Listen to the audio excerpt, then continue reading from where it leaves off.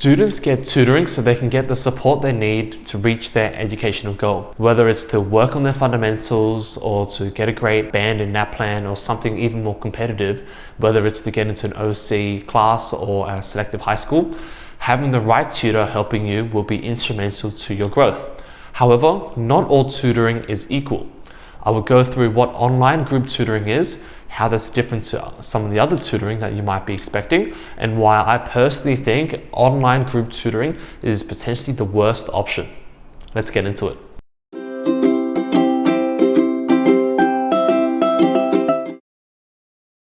Online group tutoring is exactly how the name depicts. It is virtual classes run in a group of differing sizes, whether that could be a teacher and 3 to even 30 students on at a single time. Students typically go on a Zoom class or a Microsoft Teams class, and there will be a teacher covering a particular question type or essay. If students have questions that they have, then they'll have to raise their hands or type it in the chat. The reason why is because they're not able to actually speak to the teacher verbally. As you can imagine, if 30 kids are speaking at the same time, it will be very chaotic. So that is why it's always by request or by typing the question down. That will mean there would be not much content being taught if the entire lessons is just answering questions. If every student, if there's 30 kids, has a question that they want to be answered. Most classes are live streamed in real time when there's actually a teacher, where there'll be a question and answer that they work on typically at the end of the class, and there'll be some time allocated for questions. There'll also be online group tutoring where the lessons are pre-recorded and students will have to sign or log on at a particular time just to watch the video that they have, which was recorded early in the week or even months ago. Whether it's a pre-recorded video or a live stream, I believe this format structure is not beneficial to the majority of students. And if you are attending an institution that provides one, I would personally recommend you to reevaluate your options. Obviously, a live stream where it's someone who is actually teaching you in real time is going to be more beneficial as opposed to a pre-recorded video for obvious reasons, because if it's a pre-recorded video and if you have questions, you can't even get them answered. A bit of context about me if you are unsure about who I am or just new to this channel. I went to Penrith High School in year 7 to 10 and in Gureen High School in year 11 to 12. I was the vice captain of Gureen High School, and since 2014, after I graduated, I've been tutoring one-on-one classes with students. As of now, we have a team of about 12 teachers on board where we specialize in different subjects, and we decided to do one-on-one tutoring as we found that it's a lot more beneficial, in our opinion, compared to group tutoring in terms of the amount of content that is learnt for the student. So when I attended group tutoring in the past when I was younger, it just wasn't very good for me. And I'll talk about this in more detail in my last video that I made on this topic, which is called Why I Don't Do Group Tutoring Anymore. So check that out if you haven't already. The only reason why places do online group tutoring is because they have the highest amount of profit for the owners. Having one teacher teach online at home for a group of students means they have low expenses and they can charge quite a bit. At some cases, the same amount or even more than in-person tutoring. If you are in a physical classroom, there are only 20 seats, that's not a problem at all, because it is online, they can flex to 25 or 30 kids without any problems. If you have 20 students and you teach in a group, that is 20 times more profit compared to if it's just one-on-one.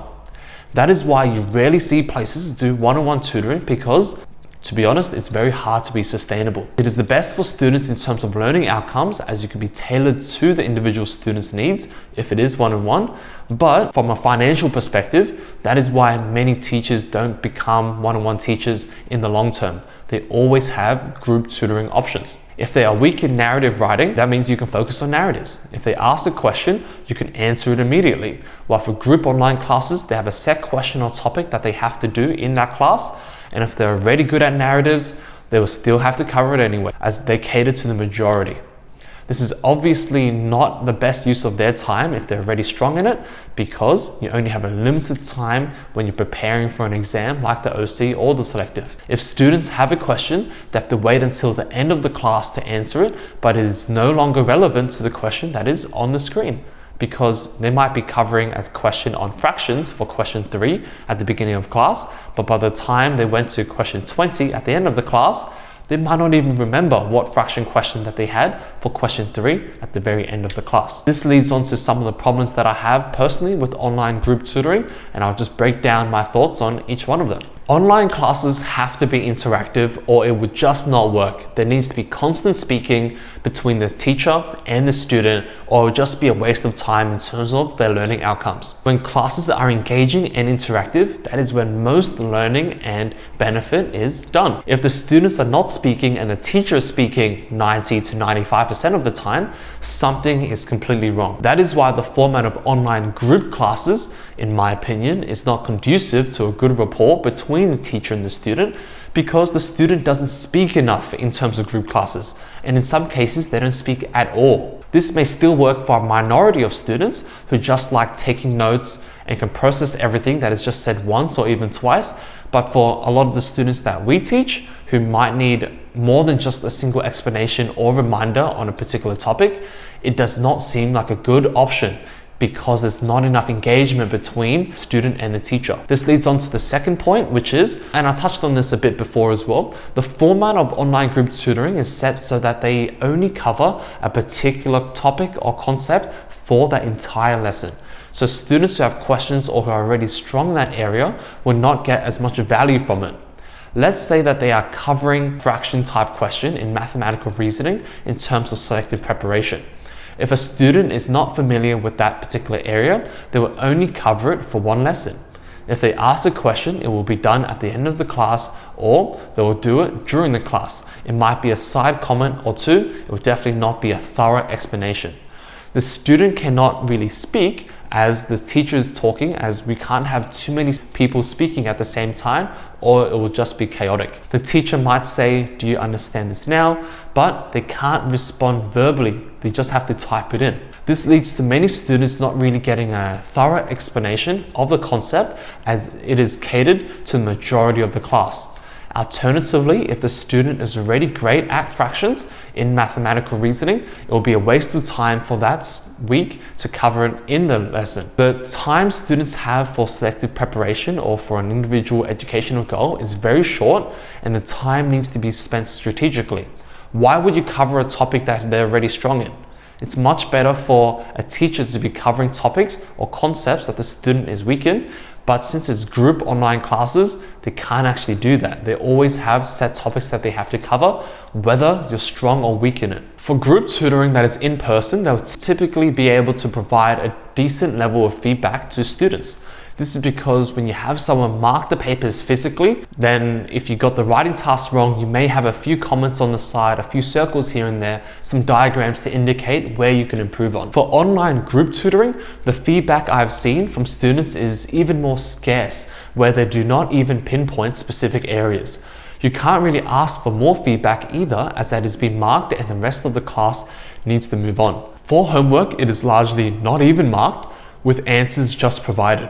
This also applies to group tutoring in person, where you literally spend most of the class swapping the homework that you have or the test that you just completed with the person sitting right next to you. The teacher will just start from question 1 all the way to question 30 for the answers, and you just mark the work. Obviously, I have a huge problem and gripe with this, as most of the class is just marking homework and there is not enough feedback or actually learning done for learning new concepts. Obviously, if homework is done largely incorrect, I wouldn't mind if the teacher spent most, or if all the class, focusing on the incorrect questions and making sure that I really did understand it before they moved on to new concepts, as that will actually benefit me.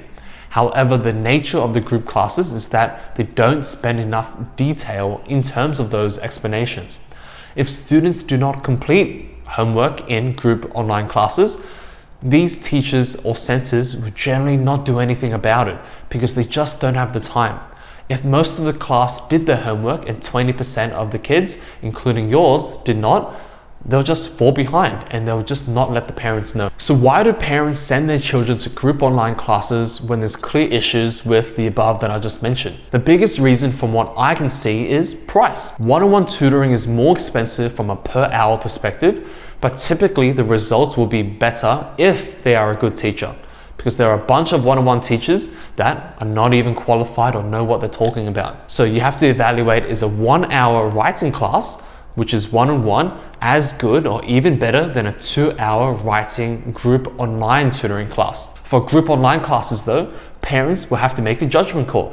They will have to look at the website, see their numbers, and if they got 50 kids who made it into James Roos that year, you then have to question the reality of the numbers. Or is it actually legit? Out of so many tutoring centers, if they say they have 50 students made into James Roos and they came from that tutoring center, you have to think about it and you have to consider, are they exaggerating or fudging some of the numbers? Perhaps speak to a parent who has attended there in the past and see what their experience was like. Don't just take the information that you heard from them as face value. Even the information that I'm sharing with you today, you should just do your own research and compare what I say with what you also think. Parents will rely on other parents, especially from their family and friends, to decide on whether their child should go to tutoring. If they get a great score in an exam and they attended there, they will also recommend other parents to attend. So maybe that's why parents send their children to these group online classes. Although when you put the options side by side, I personally can't really see group online tutoring better than even face-to-face group on tutoring. At least face-to-face group tutoring, you go to a different location, you are given physical papers, etc. So that's a little bit more of an experience in terms of the actual test as it is on paper. Maybe they're not bothered with traveling or are worried about COVID-19. I would recommend parents to try out one-on-one tutoring or group face-to-face tutoring, or group online tutoring in that case, and vice versa, and compare their experiences. When you include one-on-one tutoring, whether it's in person or online, it is very interesting to sort of see the results. Compare different tutoring centers, comparing different tutoring formats, and see what best works for your child, because maybe group online tutoring is best for them. If they're okay with just writing notes, not really asking many questions, and for the teachers to just speak and they don't need to ask any questions, then they can just do it themselves. But personally, I would be pretty confident in thinking that one-on-one tutoring would work best for nearly or most students. All in all, I believe group tutoring is not the most effective form of tutoring for students when you look and compare all the options here. In my opinion, online group tutoring is even the worst because it is not really engaging to students as they're not getting enough attention. The format of the lessons kind of suck as it caters to the majority, and students can't ask questions in a timely fashion as they have to wait until the very end of the lesson. And there's not enough feedback on the assessments. Obviously, take my words with a grain of salt because we only do one-on-one tutoring, so there might be a bit of bias there. However, make your own decision based on the information that I've shared with you today to see what works best for your child.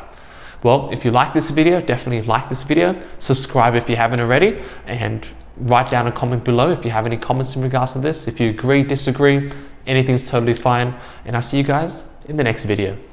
Bye.